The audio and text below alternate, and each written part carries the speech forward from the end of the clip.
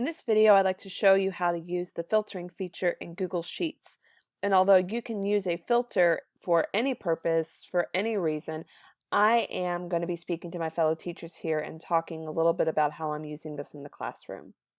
So here I have some data. Students completed a Google form, did some self-evaluation, talked about some things that were happening during the school year.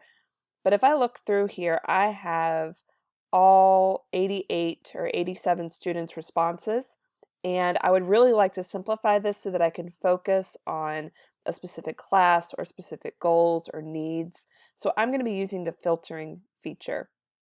First of all, I want to show you right here, this icon here, the upside down triangle that kind of comes down like a funnel. This is the icon for filtering, and this is a way that you can access all of these features by clicking, creating new filters, or just turning on the filter quickly without creating something to save.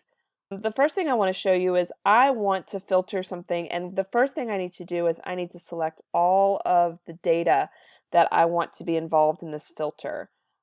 So I'm going to go ahead and select all of my rows of data. I'm going to come up here to the data drop-down menu, and I just want to create a quick filter. I don't need to save this. I'm not going to be going back to this filter view frequently, so I'm just going to create a filter. Do you notice how the row and the column headers become green? That's how I know I'm in a filtering mode, and all of my columns now have this filtering icon of large, medium, small lines. So let's say I just want to filter my data and I just want to look at the students who have set a goal of having an A for the end of the year. I'm going to click on that. It's going to give me all of my sorting choices. I can sort this way or I can filter. I'm going to filter because I just want to look at the A's. You can see that it automatically has chosen all the types of responses. I'm going to clear them, and I only want to look at the A responses. And when I click OK, I am now only looking at data for the students who have said my goal for the end of the year is to have an A. You can see that it still kind of keeps everything in line. See how the numbers of the rows jump? It just removes those rows that I don't want to see right now. But when I'm ready and I'm done with this data, I can come up here and I can turn off filter, and all of my data comes back. Nothing has been deleted. But let's say I want to do something where I can save that view because I know I'm going to keep coming back to it.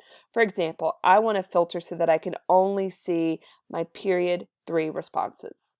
Okay, so I'm going to go back up here, or excuse me, I'm going to highlight my data. I'm going to go to data. This time I want filter views, and I'm going to create a new filter view. All right, so now instead of having the green bars, these are black. Okay, so I'm going to name this. I'm going to say period 3. I have chosen my rows, or my columns, excuse me, A through H, but I don't need it to look through 1,000 rows. I know I only have 88 students, so if I say look through 100 rows, that's more than enough, and it gives me room in case more students choose to fill out the form and it continues to gather more data. So I'm going to come over here to period.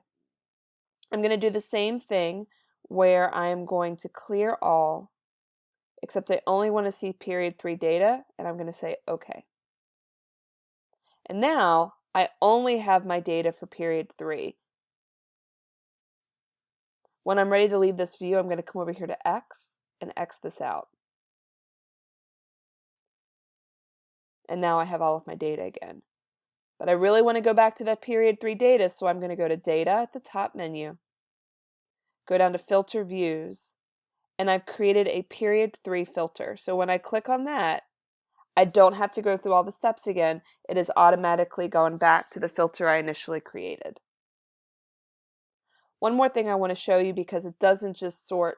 You can do filter by pulling out specific information, but let's say, let me X out of this.